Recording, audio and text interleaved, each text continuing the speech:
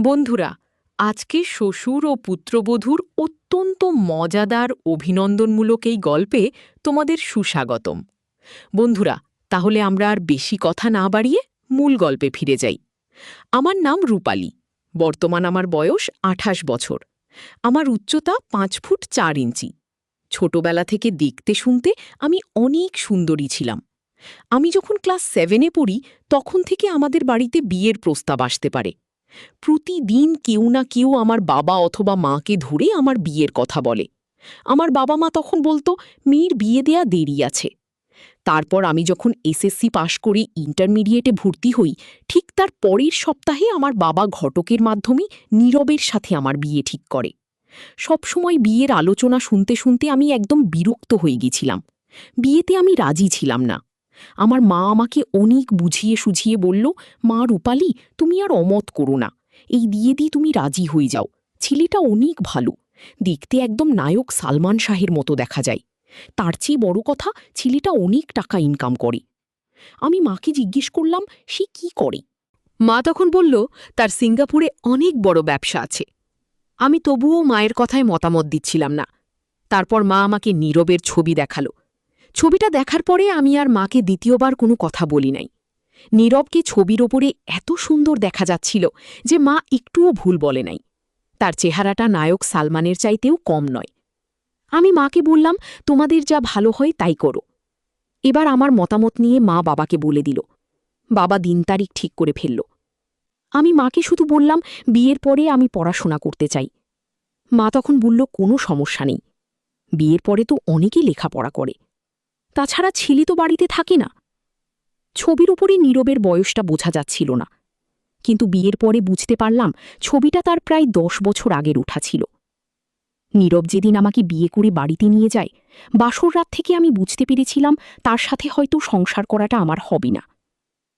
আমার বাবা মার টাকা পয়সা দেখি এবং ছেলের চেহারা দেখি আমাকে এমন একটা মানুষের হাতে তুলে দিল, যে মানুষটা আমাকে পৃথিবীর সবচেয়ে যে বড় সুখ শান্তিটা যেখানটাতে, ঠিক সেই জায়গাটাতে তার অক্ষমতা রয়ে গেছে।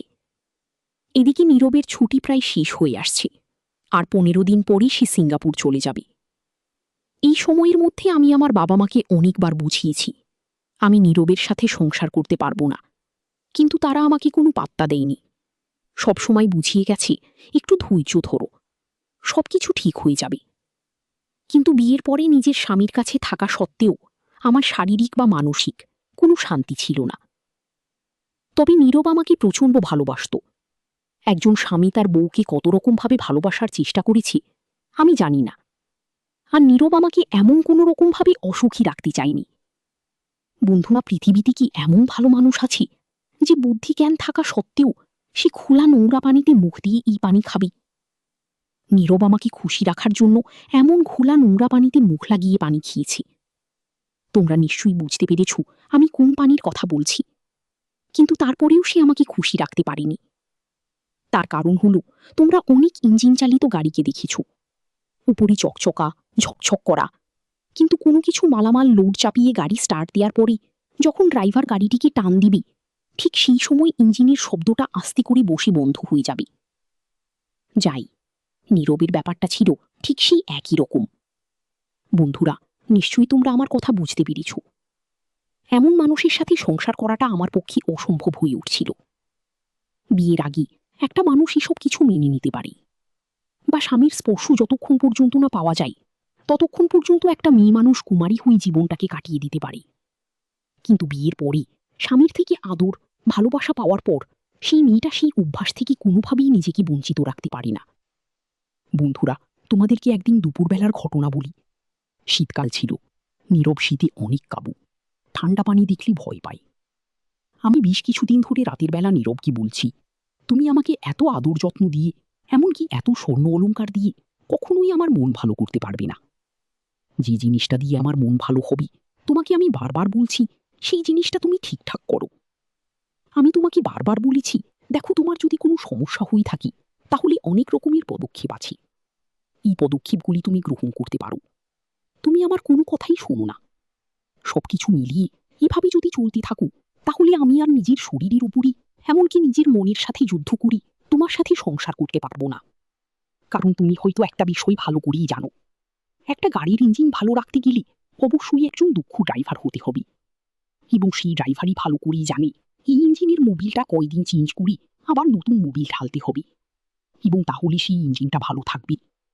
কিন্তু তুমি এমন একটা মানুষ, তোমার কোনো অভিজ্ঞতাই আমি দেখছি না, বয়সও তো কম হয়নি। নীরব আমার কোনো কথার উত্তর দিত না, কিন্তু সেদিন দুপুরবেলা আমার এই কথাগুলো শোনার পরই সে আমার উপরই তার দুটো চোখ বেরো বড় করে রেগে উঠি অনেকগুলো কথা শোনালো।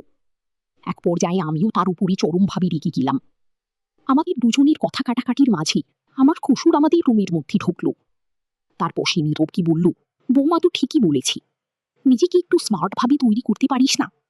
এই দেখ তো, আমি একজন বয়স্ক মানুষ, তারপরও তোর সাথে যদি এক জায়গায় দাঁড়িয়ে থাকি, কোনো লোক বলবে না যে তোর চাইতে বয়স আমার অনেক বেশি? বলুন তো কি বলবি, তুই বাবা আর আমি ছেলে। সেদিন আমি আমার শ্বশুরের কথা শুনি, তার প্রতি কেমন যেন অন্যরকম একটু ভালো লাগা তৈরি হয়ে গেল। আমি আর কোনো কথা বাড়ালাম না, নীরব রুম থেকে বের হয়ে চলে গেল। তারপর আমার শ্বশুর আমাকে বলল, তুমি আর আমার ছেলেকে বেশি চাপাচাপি করো না বৌমা, তবে তোমাকে আমি একটা বুদ্ধি শিখিয়ে দিব। আমার শ্বশুরের কথা শুনে আমি একটু আশ্চর্য হলাম। সে তো আমার শ্বশুর, সে আমাকে কি বুদ্ধি শিখাবে? তারপর আবার নীরবতা দেখে আমার শ্বশুর বলল, আমি সবকিছু বুঝতে পেরেছি বৌমা, তবে তোমাকে একটা কথা বলি। আমি বললাম, জি আব্বা বলেন। আমার শ্বশুর তখন বলল, তোমাদের বাড়ি তো গ্রামে, তাই না? আমি বললাম, হ্যাঁ আব্বা। তখন আমার শ্বশুর বলল, নিশ্চয়ই তুমি গরু মহিষের মালামাল বহন করা গাড়ি দেখেছ। আমি তখন বললাম, হ্যাঁ আব্বা দেখেছি। আমার শ্বশুর তখন বলল, তাহলে নিশ্চয়ই তুমি এটাও দেখেছ যে সেই বোঝাই গাড়ি যখন নদ কাদার মধ্যে দিয়ে মহিষ গাড়ি টানি, অনেক সময় দেখা যায় কাদার মধ্যে মহিষের গাড়ির চাকাটা একটু বেশি গেড়ে গেলে তখন ওই মহিষটা আর টানতে পারে না। গাড়িয়ালের উপর থেকে যতই তাকে মারধর এমনকি গালাগালি করুক না কেন, তখন মহিষ গাড়িয়ালের কোনো কথাই শোনে না, সে 4 পা মেলে সেখানে শুয়ে পড়ে। আমার ছেলের দশা ঠিক একই রকম হয়েছে। তোমার এই বোঝা সে বহন করতে পারছে না। এতক্ষণে বুঝলাম আমার শ্বশুর আমাকে কি বোঝাতে চেয়েছে। তার কথা বুঝতে আমার একটুও বাকি রইল না। এবার আমার শ্বশুর আমাকে রুম থেকে বেরোনোর সময় বলল, আমার ছেলেকে নিয়ে আর তুমি টেনশন করো না, সে তো কয়েকদিন পর চলে যাবে, তখন একটা ব্যবস্থা করব। তুমি কোনোদিনই আমার বাড়ি ছেড়ে চলে যেতে চাইবে না। আমার শ্বশুরের কথা শুনে আমি কেমন যেন অন্যরকম একটা আশার আলো খুঁজে পেলাম, কিন্তু সেই আলোটা কিভাবে জ্বলবে বা আমার শ্বশুর কিভাবে জ্বালাবে আমি বুঝে উঠতে পারছিলাম না। আমি আমার শ্বশুরকে প্রশ্ন করলাম, আচ্ছা আব্বা, সেটা কি করে সম্ভব? আমার শ্বশুর বলল, আমার ছেলেটার ছুটি আর আছে মাত্র 5 দিন। এই 5 দিন পরে আমি তোমাকে সবকিছু বুঝিয়ে দেব। শুধু এতটুকু বলতে পারি, এখন এই মুহূর্তে তুমি তোমার মায়ের বাড়িতে একটা দিনের জন্য যাইতে চাইবে না। এই কথা বলে আমার শ্বশুর রুম থেকে বের হয়ে চলে গেল। তার মুখে উৎফুল্লের একটা হাসি ছিল। বন্ধুরা, তোমাদেরকে আগের থেকেই আমি আমার শ্বশুর সম্পর্কে কিছু কথা বলে রাখি। আমার শ্বশুরের চেহারাটা ছিল নীরবের থেকে কোনো অংশে কম নয়। তার শারীরিক গঠন এখনও 25 বছরের যুবকের মতো মনে হয়। তার দিকে তাকালেই আলাদা একটা বিনোদনপ্রেমী মানুষ বলে মনে হয়। আমার শাশুড়িকে দেখলে আমার শ্বশুরের চাইতে একটু বয়স্ক মনে হতো, আর এটারও মূল কারণ ছিল আমার শ্বশুর। একটা মানুষকে যদি রাত দিন দিয়ে পরিশ্রম করানো যায়, সে মানুষ তো আর শারীরিকভাবে স্ট্রং থাকতে পারে না। আমার শ্বশুর রাতে দিনে আমার শাশুড়িকে অনেক রকমভাবে পরিশ্রম করিয়েছে। এটা আমি পরে আমার শ্বশুর মুখ থেকে জানতে পারলাম। নীরব সিঙ্গাপুর চলে যাওয়ার পর প্রায় 1 সপ্তাহ আমি আমার মায়ের বাড়িতে ছিলাম। আমার শ্বশুর গিয়ে আমাকে বাড়িতে নিয়ে আসলো। তারপর আমি শ্বশুর বাড়িতে থাকতে শুরু করলাম। আমি প্রায় রাতেই একটা বিষয় লক্ষ্য করলাম। আমার শাশুড়ির বাথরুম থেকে পানির শব্দ আসে। যেহেতু আমার রুম আর শাশুড়ির রুমের মাঝখানে ছিল 2টা বাথরুম, একটা আমার শাশুড়ির ব্যবহারের জন্য, একটা আমার ব্যবহারের জন্য। এই পানির শব্দটা আসে প্রায় প্রতিদিনই ভোরবেলার দিকে। আমি একটা বিষয় বুঝে উঠতে পারলাম না, একটা মানুষের শীতের দিনে প্রতিদিন সকালবেলা এভাবে গোসল করে কিভাবে? তারপরেও প্রচণ্ড ঠান্ডা পড়ছে। আবার ভাবলাম নাকি অন্য কোনো কাজে পানি ব্যবহার করে। তাদের তো এই বয়সটাও নেই যে এরকমভাবে তারা প্রতিদিন ভালো একটা সময় কাটাবে। বিষয়টা জানার জন্য আমি খুব উদ্বিগ্ন হয়ে পড়ি। আমি আমার শাশুড়িকে বললাম, মা, আমি একা একা এক ঘরের মধ্যে থাকতে খুব ভয় লাগে। আপনার ছেলে চলে যাওয়ার পরে আমার রুমটা কেমন যেন আমার কাছে শূন্য শূন্য মনে হয়। আমি বরং আমার মায়েদের বাড়িতেই থাকি। সেখানে আমার মায়ের কাছে রাতে ঘুমালে হয়তো আমি একটু ভালো থাকতে পারবো। আমার শাশুড়ি তখন আমাকে বলল, তুমি এসব কি বলো বৌমা? প্রয়োজন হলে তুমি আমার কাছে আমার রুমে ঘুমাবে। আমি তখন বললাম, এটা কি করে সম্ভব মা? একই রুমের মধ্যে আমি, আপনি আর আমার শ্বশুর কেমনে হয়? আমার শাশুড়ি তখন বলল, তুমি যদি তোমার বাবা মায়ের রুমে ঘুমাতে পারো, তাহলে আমাদের কি তোমার পর মনে হয়? আমি বললাম, না না মা, আমি তো কথাটা সেরকমভাবে আপনাকে বলিনি। ঠিক সেই সময় রুমের মধ্যে আমার শ্বশুর ঢুকে আমার শাশুড়িকে বলল, কি হয়েছে? আমার শাশুড়ি তখন সব কথা আমার শ্বশুরকে বলল। আমার শ্বশুর শুনে খুব খুশি হল। তারপর আমার শ্বশুর বলল, সমস্যা কি? তুমি আর তোমার শাশুড়ি খাটের ওপরে ঘুমাবে, আমি নিচে বিছানা পেতে ঘুমাবো। আমি আর তৃতীয় কোনো কথা বললাম না, কারণ আমি চেয়েছিলাম তো এটাই। এবার রাত্রে আমরা খাওয়া দাওয়া করে বিছানায় গেলাম ঘুমানোর জন্য। আমি আর আমার শাশুড়ি খাটের উপরে শুয়ে পড়ছি। নিচে আমার শাশুড়ি আমার শ্বশুরকে বিছানা পেতে দিল। আমার শ্বশুরও শুয়ে পড়ল। আমার দু চোখে কোনোভাবে ঘুম আসছে না। খাটের উপরে রুমের দেয়াল ঘেঁষে আমি শুয়ে আছি। তার পাশেই আমার শাশুড়ি, এবং শাশুড়ির নিচ বরাবর মেঝেতে আমার শ্বশুর শুয়ে আছে। রাত তখন বাজে 1:30। হঠাৎ আমি ফিসফিস করে কথা বলার শব্দ শুনতে পেলাম। এবার আমি ভালো মতো খেয়াল করে দেখলাম, আমার শ্বশুর নিচের বিছানা থেকে উঠে এসে আমার শাশুড়ি মুখের কাছে মুখ নিয়ে বলছে, কি ব্যাপার, রাত কটা বাজে? আরেকটি পরই তো সকাল হয়ে যাবে।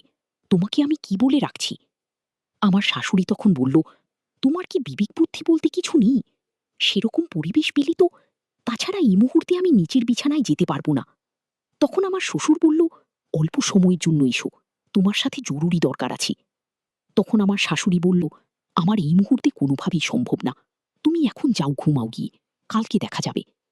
এবার আমার শাশুড়ির উপর অনেক রেগে গেল। রাগের সাথে কথা বলতে গিয়ে তার কথার আওয়াজটা একটু জোরে হয়ে গেল। তারপর সে আবার শাশুড়িকে ধমক দিয়ে বলল, আর কোনোদিন তোকে আমার কাছে আসতে হবে না, আমার বিছানাতে শুতে হবে না। আমি তোকে বারবার করে বললাম তুই অল্প সময়ের জন্য নিচে আয়, তোর সাথে আমার জরুরি কিছু কথা আছে, কিন্তু কোনোভাবেই তুই আমার কথা শুনলি না। আমার শাশুড়ি তখন বলল, তুমি একটু বোঝার চেষ্টা করো, যদি ছোট বাচ্চা পোলাপান আমার কাছে শুয়ে থাকতো তাহলে কোনো কথা ছিল না। একজন বিবাহিত যুবতী মেয়ে আমার কাছে শুয়ে আছে, সে তো অনেক কিছুই বোঝে, তাই না? এত কিছু জানা সত্ত্বেও তুমি আমার সাথে এমন আচরণ করছো কেন? আমার শ্বশুর তখন বলল, ওসব আমি কোনো কিছু বুঝি না, আমি তোকে আসতে বলছি, তুই আসবি কিনা বল। আমার শাশুড়ি তখন বলল, আমি আজকে কোনো মতে পারব না। তারপর আমার শ্বশুর তার নিজের বিছানায় চলে গেল। কিন্তু আজকে আমি একটা বিষয় লক্ষ্য করলাম, আমার রুম থেকে যে বাথরুমের পানির শব্দ শুনতে পেতাম, আজকে আমার শাশুড়ির রুম থেকে আমি সেই পানি পড়ার শব্দটা শুনতে পেলাম না। আমি মাঝে মধ্যে উঁকি মেরে দেখছিলাম আমার শ্বশুর বিছানায় শুয়ে কি করে, কিন্তু এটা কি দেখতে পেলাম, আমার শ্বশুর এত ঠান্ডার মধ্যে বিছানার উপরে উঠে বসে আছে। এবার আমার শাশুড়ি তাকে বারবার ছোট ছোট শব্দে বলছিল, দেখো, তুমি একদম পাগলামি করো না, আমি তো বলছি তোমার বিষয়টা আমি কালকে দেখব, যেভাবে পারি কালকে আর মিস করব না। অনেক বোঝানোর পরে আমার শ্বশুর বিছানায় শুয়ে পড়ল। তাদের এই আবেগ মাখানো ভালোবাসা দেখে আমার অনেক কিছু মনে হচ্ছিল, কিন্তু একটা বিষয় কোনোভাবেই আমি ভেবেচিন্তে শেষ করতে পারছিলাম না। আমার শ্বশুর শাশুড়ি, তাদের অনেক বয়স হয়ে গেছে, এখনও দুজনের ভালোবাসার মধ্যে মান অভিমান জড়িয়ে আছে। একজন আরেকজনের কষ্টটা কত সুন্দরভাবে বুঝতে পারে। তাদের ভালোবাসা থেকে আমি একটা বিষয় বুঝতে পারলাম, সত্যি ভালোবাসার কোনো বয়স হয় না। এবার সকালবেলা উঠে আমি লক্ষ্য করলাম, আমার শ্বশুর আমার শাশুড়ির সাথে কথা বলছে না। আমার শাশুড়ি তার পিছু পিছু ঘুরঘুর করছে, বিভিন্ন ধরনের বাহানা করছে তার সাথে একটু কথা বলার জন্য, কিন্তু আমার শ্বশুর কোনোভাবে তাকে পাত্তা দিচ্ছে না। এবার আমি তাদের এসব কীর্তিকলাপ দেখে আমার শাশুড়িকে বললাম, কি হয়েছে আম্মা, আব্বা আপনার সাথে এমন আচরণ করছে কেন? আমার শাশুড়ি তখন শাড়ির আঁচলটা মুখে নিয়ে আমাকে বলল, আর বলুন আমা, এই কথা বলার মতো না। তারপরেও আমি আমার শাশুড়ির থেকে শোনার জন্য আবার তাকে জিজ্ঞেস করলাম। বললাম, সমস্যা নেই মা, আমি তো আর অন্য কেউ না, কি হয়েছে একটু বললে আমি একটু টেনশন মুক্ত হতাম। আমার শাশুড়ি তখন বলল, আরে না না, এটা টেনশনের কিছু না, তোমার শ্বশুরের একটু অভিমান হয়েছে। আমি তখন বললাম, ওহো, বুঝতে পেরেছি আম্মা। খাটের উপর আপনার সাথে ঘুমাতে পারিনি বলে এমন করছে, তাই তো? আমার শাশুড়ি তখন মুচকি একটা হাসি দিয়ে বলল, কি যে বলো না বৌমা, আমাদের কি সেই বয়স আছে নাকি? আমি তখন বললাম, কি বলেন আম্মা, ভালোবাসার তো কোনো বয়স হয় না। যদি এরকম কোনো কিছু হয় তাহলে তো আমি মনে করব আপনি একজন সৌভাগ্যবান নারী, যে নাকি এই বয়সেও তার স্বামী থেকে অফুরন্ত ভালোবাসা পাওয়ার ভাগ্য হয়েছে। এরকম ভালোবাসা কয়জনে পায় আম্মা? যদি আপনাদের সমস্যা হয় তাহলে আজকে থেকে আমি রুমে শুয়ে থাকব।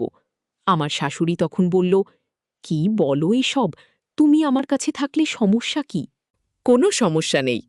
এবার আমি আমার শাশুড়িকে বললাম, আমিও তো সেটাই জানি। তাছাড়া আমি ঘুমালে একদম কোনো কিছু টের পাই না। আমার শাশুড়ি তখন বলল, এত জোয়ান বয়সে এরকম ঘুমাও তুমি? আমি বললাম, হ্যাঁ আম্মা, ছোটবেলা থেকেই আমার অভ্যাস। আমি ঘুমালে আমাকে যদি সেই বিছানা থেকে তুলে আরেক বিছানায় শোয়ানো হয়, তবুও আমি টের পাই না। বন্ধুরা, এই কথাটা আমি আমার শাশুড়িকে বলছি যাতে তাদের আর কোনো ভয় বা কোনো সংশয় না থাকে আমাকে নিয়ে। তারপর আমরা সেদিন রাতে খাওয়া দাওয়া করে আগের রাতের মতো শুয়ে পড়লাম। আমার শ্বশুরের বিছানাটা নিচে হয়েছে। বিছানাতে শোয়ার পর থেকেই আমি ঘুমের এমন একটা ভান করলাম যাতে তারা কোনোভাবে তাদের ভিতরে আমাকে নিয়ে কোনো সংকোচ না রাখে। রাত 10টা 10। আজকে হয়তো আমার শ্বশুর ধৈর্য হারিয়ে ফেলেছে, যার কারণে গতকাল রাতের চেয়ে প্রায় 1 ঘন্টা আগে এসে আমার শাশুড়ির কাছে বসে আছে। ঠিক সেই চাপা সুরেই আমার শাশুড়িকে ডাকছে। আমার শাশুড়ি শ্বশুরকে বলল, দাঁড়াও, দেখিনি বৌমা ঘুমিয়েছে কিনা। শাশুড়ির কথা শোনার পরই আমি একদম মরা মানুষের মতো ঘুমের ভান করলাম। নিঃশ্বাসের শব্দটাও কোনোভাবে বের হতে দিলাম না। আমার চোখে মুখের ওপর দিয়ে আমার শাশুড়ি হাত ঘোরালো। তারপর সে বিছানা থেকে উঠছে আর আমাকে ফলো করছে, আমি কোনো কিছু বুঝতে পারি কিনা। আমার শাশুড়ি এবার আমার শ্বশুরকে বলল, আমি অল্প সময়ের জন্য কিন্তু তোমার বিছানাতে যেতে পারি। যেহেতু শীতের দিন একা একা বিছানায় ঠান্ডা লাগে, সেজন্যই তোমার কাছে আমি যাচ্ছি। এবার আমার শাশুড়ি আস্তে আস্তে করে নিচের বিছানায় নেমে গেল। আমি মাথাটা হালকা উঁচু করে তাদের কার্যকলাপগুলো দেখার চেষ্টা করছিলাম। তারপর আমি দেখলাম আমার শ্বশুর খাওয়ার কি জন্য নিয়ে এসে আমার শাশুড়ির জন্য রেডি করে রাখছিল। যাওয়ার সাথে সাথে তার মুখে তুলে দিল। সবুজ বাতির আলোতে আমি তেমন কোনো কিছু বুঝে উঠতে পারছিলাম না। তারপর খাটের ওপাশ থেকে এই পাশে একটু সরে এসে দেখার চেষ্টা করছিলাম আমার শ্বশুর শাশুড়িকে কি খাওয়াচ্ছে। এবার আমি একটু খেয়াল করতে পারলাম যে যে জিনিসটা খাওয়াচ্ছে এটা দেখতে একদম নারিকেল মেশানো গোলাকার আকৃতির আইসক্রিমের মতো। যে আইসক্রিমগুলো ছোটবেলায় আমরা 50 পয়সা করে কিনে খেতাম। বন্ধুরা, নিশ্চয়ই বুঝতে পেরেছ আমি কোন আইসক্রিমের কথা বলছি। আমার শাশুড়ির মুখে কোনো কথা নেই, একদম চুপ করে সেটা মুখের মধ্য দিয়ে সুন্দরভাবে খেয়ে যাচ্ছে। খাবার শেষে তারা কিছু সময় চুপচাপ থাকলো। তারপর আমি মাথাটা বালিশের সাথে আবার ঠেকালাম। তারপর কেমন যেন একটা আওয়াজ আমার কানে আসতে লাগলো। এবার আমি খেয়াল করে দেখলাম সেই আওয়াজটি আমার শাশুড়ির মুখ থেকে আসছে। আমি ভাবলাম হয়তোবা আমার শ্বশুর তাকে যে খাবারটা খাওয়ালো সেটা খাওয়ার পরই তার পেটের ভিতর বদহজমজনিত কোনো সমস্যা হয়েছে, যার কারণে সে পেটের ব্যথায় এরকম কাতরাচ্ছে। আমার মনের ভিতর অনেক রাগ হচ্ছিল, কারণ একই রুমের মধ্যে তো আমিও রয়েছি। একা না খেতে পারলে আমাকে ডাক দিত, দুজন মিলে খেলে হয়তো তার এই পেটের সমস্যা হতো না। তারপর লক্ষ্য করলাম আস্তে আস্তে তার মুখের আওয়াজটা কমে যাচ্ছে, কিন্তু তাদের গায়ের উপরই কম্বলটা কেমন যেন বারবার ইলুমিলু হয়ে যাচ্ছে। তখন আমি মনে করলাম হয়তোবা আমার শ্বশুর আমার শাশুড়িকে কম্বলের ভিতরে পেটের সমস্যার কেন ওষুধ খাওয়াচ্ছে, যেহেতু বিচারি পেটের ব্যথায় এমন আর্তনাদ করছে। তারপর কিছুক্ষণ আর কোনো সারা শব্দ পেলাম না। হয়তোবা ওষুধটা খাওয়ানোর পরই তার পেটের ব্যথা কমে গেছে। এরপর আমার শাশুড়ি কম্বলের ভিতর থেকে বের হয়ে আসলো। মুখটা একটু হাসি হাসি ছিল। আমি অবাক হয়ে গেলাম। যে বিচারি একটু আগে বেশি খাওয়ার কারণে পেটের ব্যথায় কাতরাচ্ছিল, সেই মানুষটা এখন হাসতে হাসতে খাটের উপরের বিছানায় এসে আমার পাশে শুয়ে পড়ল। এবার আমার শাশুড়ি আমাকে ভালো করে তাকিয়ে রেখছিল আমি ঘুমিয়ে আছি কিনা। সে হয়তো জানি না আমি পাকা একজন অভিনেত্রী। ঘুমের ভান এমনভাবে করতে পারি যে কেউ ভাববে মরা লাশ হয়ে পড়ে আছি। তারপর আমি নিজেই এমন একটি অবস্থায় আছি, আমাকে এই মুহূর্তে বাথরুমের দিকে যেতেই হবে, নইলে এভাবে শুয়ে থাকতে পারছি না। শীতের দিন, মনে হচ্ছিল আমার জামা কাপড়ের কোথাও যেন পানি লেগে ভিজে গেছে।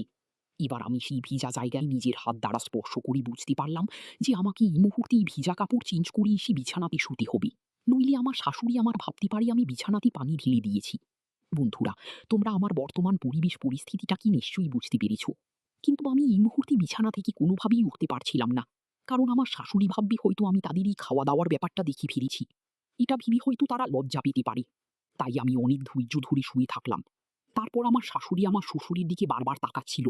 আমার শ্বশুর নিজের দিক থেকে মুচকি মুচকি হাসছিল।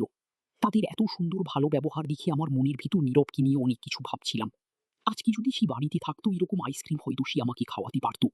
কিন্তু আবার মনে হলো যে নীরবের পক্ষে তো এত সুন্দর যত্ন করে আমাকে আইসক্রিম খাওয়ানো সম্ভব নয়, কারণ তার সেরকম মানসিক চিন্তা, এমনকি সেরকম কোনো ধৈর্য ভিতরে নেই। পরের দিন সকালবেলা রাতের বিষয়টা আমার মনের মধ্যে চাপা রাখতে না পেরে একটু রাগ অভিমানে আমার শ্বশুরকে আমি বলেই ফেললাম। আমার শ্বশুর খাওয়া দাওয়া করে বাড়ি থেকে বের হয়ে যাচ্ছিল। আমি বাড়ির বাইরে জাম গাছের নিচে দাঁড়িয়েছিলাম। শ্বশুর যখন বের হবে তখন তাকে ধরে কথাগুলো বলবো। তারপর তারপর আমার শ্বশুর বাড়ি থেকে বের হওয়া মাত্রই আমি তাকে ডাক দিয়ে কাছে নিলাম। এবার আমি তাকে বললাম, নিজের বউয়ের জন্য যত্ন করে আইসক্রিম এনে রাতে। আপনি তো বলেছিলেন যে আপনার ছেলে চলে যাওয়ার পরে আমার বিষয়টা আপনি দেখবেন। এটাই কি তার নমুনা? এবার আমার শ্বশুরের চোখ কপালে উঠে গেল। সে আমাকে বলল, বৌমা, তার মানে তোমার শাশুড়িকে খাওয়ানো তুমি সবকিছু দেখে ফেলেছ? আমি তখন বললাম, হ্যাঁ, সে তো খেয়ে এসে পেটের ব্যথায় খাতরাচ্ছিল। এবার আমার শ্বশুর বলল, দেখেই যখন ফেলেছ তখন আর তুমি কিছু মনে করো না। আমি তোমার জন্য বেশ কয়েকদিন করে এমন খাবার রেডি করে রেখেছিলাম তোমাকে খাওয়াবো বলে, কিন্তু তুমি কি মনে করবে সেই ভেবে আমি আর তোমার কাছে গিয়ে খাওয়াতে পারিনি। আজকে যখন তুমি সরাসরি বলেই ফেলেছ, তাহলে আমার দিক থেকে আর কোনো বাধা থাকবে না। তবে যত ঝামেলা তোমার শাশুড়ির, তোমার শাশুড়ির সামনে তো আর তোমাকে খাওয়ানো যাবে না, যেহেতু আমরা একই রুমের মধ্যে থাকি। খুবই সাবধানের সাথে খেতে হবে। এবার আমি আমার শ্বশুরকে বললাম, আর একদিনও আমার শাশুড়িকে খাওয়াতে পারবেন না। যতদিন আপনার ছেলে বাড়িতে না আসে ততদিন পর্যন্ত আমাকে মুখে তুলে খাওয়াবেন। আমার শ্বশুর তখন বলল, ঠিক বলেছ বৌমা, তবে তোমার শাশুড়ির খাওয়া একেবারেই বন্ধ করা যাবে না, কারণ তোমার শাশুড়ির খাওয়ার অভ্যাসটা এখনও অনেক বেশি রয়েছে। সে তো এই বয়সে এখনও খুব ভালো মতো খেতে পারে। এবার আমার শ্বশুর আমাকে বলল, আজকে রাতে তোমার জন্য আমি খাবার রেডি করে রাখব, তবে কয়েকটা সিস্টেম আছে, এই সিস্টেমগুলো তোমাকে অবলম্বন করতে হবে। আমি আমার শ্বশুরের খাবারের অপেক্ষায় বসে রইলাম। রাত 10টা, এখনও আমার শ্বশুর রুমে আসেনি। এদিকে শাশুড়ি আমার পাশেই ঘুমিয়ে পড়েছে। শ্বশুর আমাকে যেভাবে বলেছে আমি সেভাবে সবকিছু প্রস্তুতি নিয়ে বসে আছি, কিন্তু সে কেন আসছে না এই ভাবনা নিয়ে আমার মাথাটা এলোমেলো হয়ে যাচ্ছে। আমার পেটে তো প্রচণ্ড ক্ষুধা। বেশ কিছুদিন নীরব চলে যাওয়ার পরে খাওয়া দাওয়া করতে পারিনি।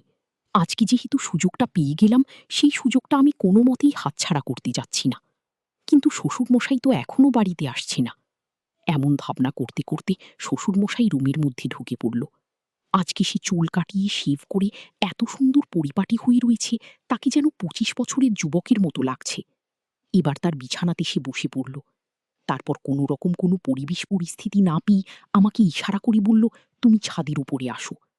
তারপর আমি কোনো রকম কায়দা কৌশল করে রুম থেকে বের হয়ে চলে গেলাম ছাদের উপরে, শ্বশুরের কাছে। তারপর আমার শ্বশুর আমাকে বলল, আমি তোমাকে খাওয়াতে পারি একটা শর্তে। আমি শ্বশুরকে বললাম, আপনি খাওয়াবেন আমাকে, এখানে শর্তের কি আছে? শ্বশুর তখন বলল, যেহেতু তুমি অল্প বয়সী একটা মেয়ে, সেহেতু তোমার খাওয়ার রুচিটা অনেক বেশি হবে, তাই তোমার কাছে আমার একটা রিকোয়েস্ট। আমি তোমাকে যতটুকু করে খাওয়াবো তুমি ততটুকু করে খাবে। শ্বশুরের শর্ত মেনে নিলাম। বন্ধুরা, তারপর যা হলো পুরো গল্পটা আমি পরের পর্বে তোমাদেরকে শোনাব। এই পর্বে সম্পূর্ণ গল্প বলতে গেলে ভিডিওটি অনেক বড় হয়ে যাবে।